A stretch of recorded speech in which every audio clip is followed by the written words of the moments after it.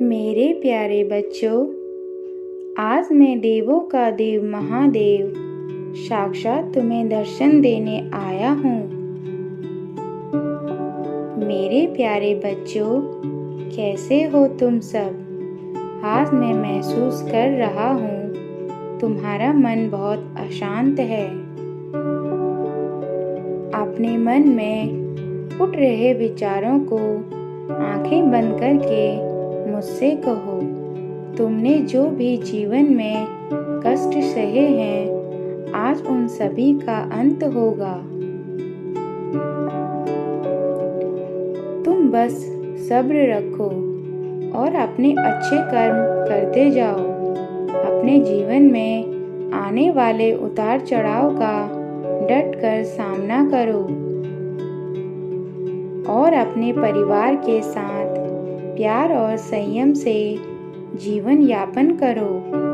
मेरा आशीर्वाद सदा तुम्हारे साथ है और तुम सुख समृद्धि आज से अपने जीवन में पाओगे।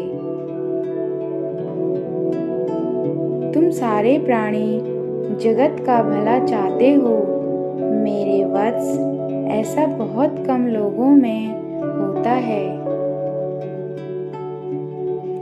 आजकल का प्राणी अपने स्वार्थ में ही गुम है। उसे अच्छा बुरा कुछ नजर नहीं आता।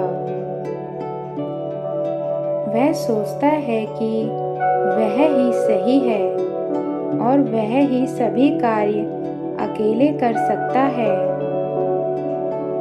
लेकिन ऐसी भावना व्यक्ति को तुच्छ और निर्बल बनाती है। मेरे बच्चों, मैं चाहता हूँ कि तुम अपने दुख दर्द का त्याग करके दूसरे लोगों के जीवन में सुख भरो,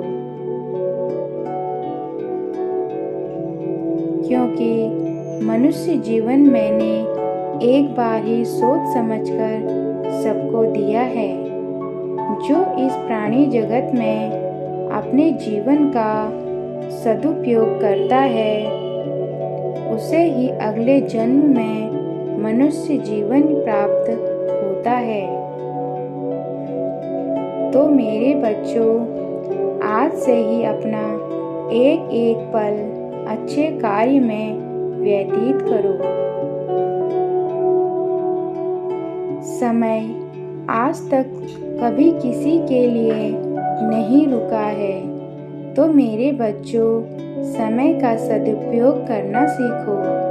अपने बुद्धि, बल और संयम से इस धरती पर अपने आप को विजय बनाओ। मेरे बच्चे, मेरे 3 बात याद रखना। नरक के 3 द्वार हैं, वासना, क्रोध, लालच। जो मनुष्य प्रभु की संगति को भूलकर इनकी संगति में पड़ता है, वह निश्चित ही नरक में जाता है। मनुष्य अपने विश्वास से निर्मित होता है, तो जैसा विश्वास करता है वैसा ही बन जाता है। इसलिए अपने जीवन में हमेशा अपने विश्वास को कायम रखें। आपको एक ना एक दिन सफलता जरूर मिलेगी। मनुष्य का कर्म होता है अपने जीवन में अच्छे कार्य करते रहना और उसका एक फल एक निश्चित समय के बाद उसको कभी न कभी जीवन में जरूर मिलता है। मेरी बातों को तुम हमेशा गांठ बांध कर रखना कि अपने जीवन में धैर्य, संयम और बुद्धि का प्रयोग करके ही अपने जीवन के निर्णय लेना और कभी भी किसी गलत संगति में मत पड़ना। और मेरे बच्चों, अपने मुख से सदैव उत्तम और मीठी वाणी बोलो, क्योंकि मीठी और उत्तम वाणी ही सबके कानों को और हृदय को खिलखिला देती है और सबकी आत्मा को बहुत ज़्यादा सुख प्रदान करती है।